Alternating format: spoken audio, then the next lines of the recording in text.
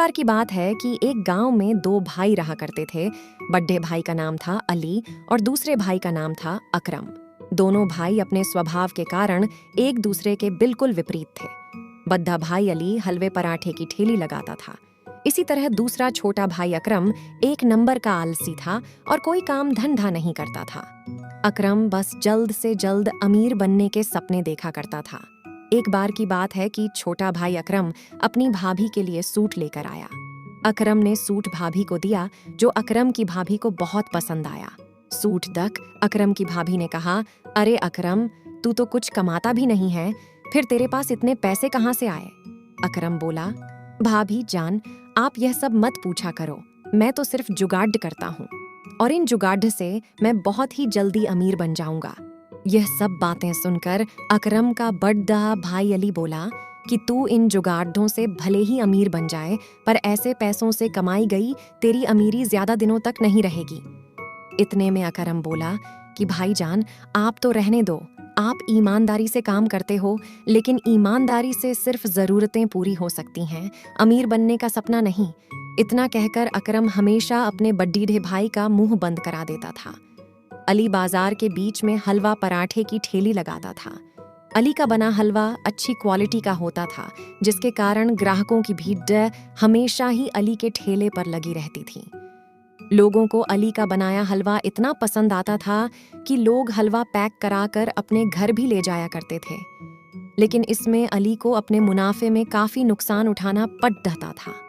एक बार जब अली ने अपने पूरे महीने का हिसाब अपनी पत्नी फातिमा को दिया, तो अली की पत्नी फातिमा ने कहा कि इस बार का मुनाफे का हिसाब पिछले महीने के हिसाब से कम है। इस पर अली की पत्नी फातिमा बोली कि ऐसे तो हमारा गुजारा नहीं चल पाएगा। तब अली बोला कि इस महीने तेल के दाम बढ़ चुके हैं, इसलिए मुनाफा थोड़ा कम हुआ है। यह सुनकर फातिमा बोली कि आप भी अपने हलवे और पराठे के दाम बढ़ा दीजिए, अच्छा मुनाफा होगा। इस पर अली बोला कि नहीं फातिमा, मैं ऐसा नहीं कर सकता। अगर मैं ऐसा करता हूँ तो ज्यादा लोग मेरा बना हुआ हलवा नहीं खरीद पाएंगे। इसके बाद फातिमा ने कहा कि जैसा आप ठीक समझें। अली और फातिमा की यह बातें अली का छोटा भाई अकरम सुन रहा था। एक दिन की बात है कि फातिमा को एक फोन आता है। फोन पर बात करते ही वह रोने लगती है। जब अली फातिमा को देखता है कि फातिमा रो रही है, तो वह पूछता है कि क्या हुआ, फातिमा क्यों रो रही हो? फातिमा बताती है कि मेरी चाची अब इस दुनिया में नहीं रही, उनका इंतकाल हो चुका है, मुझे जल्द से जल्द चाचा के यहाँ जाना होगा। यह सुनकर अली बोलता है, रो मत फातिमा, मैं भी तुम्हारे साथ चाचा के यहाँ चलता हूँ। इसके बाद अली अपने भाई अकरम से कहता है कि जब तक मैं नहीं आता तब तक तुम हलवे पराठे की ठेली लगाना और देखना कि मेरे ग्राहकों को कोई तकलीफ नहीं होनी चाहिए। कि मैं हलवा बनाने के लिए दुकान से महंगा और अच्छी गुणवत्ता का सामान खरीदता हूँ, तुम सस्ते के चक्कर में मत पड़ी डीडीएच ना। इतना कहकर अली चला जाता है। इसके बाद अकरम हलवे पराठे की ठेली लगना शुरू कर देता है। ग्राहक आकर आराम से हलवा पराठा खा रहे हैं।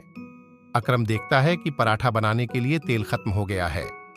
अकरम सोचता है अगली सुबह जाकर दुकान से सारा सामान खरीद लेगा। अगली सुबह जब अकरम सामान लेने दुकान जाता है, तो वह यह सोचकर सस्ता तेल ले लेता है कि यह कौन सा उसके घर में उपयोग होने वाला है। रोज की तरह लोग ठेले पर आकर हलवा पराठा खाने लगते हैं, लेकिन कुछ देर बाद दो ग्राहक आते हैं। हमने तुम्हारे यहाँ से हलवा खाया था और हमारी तबीयत खराब हो गई। तुम्हारा बड्ढा भाई अली कहाँ है? हम उससे बात करते हैं कि ये कैसा हलवा बनाया। यह सुनकर अकरम डर जाता है, क्योंकि वह कई दिनों से सस्ता और मिलावटी तेल में बना हलवा पराठा बेच रहा था। यह बात जब अली को पता चलती है, तो वह अकरम को बहुत डांटता है और अकरम से कहता है कि वह लोगों से माफी मांगे।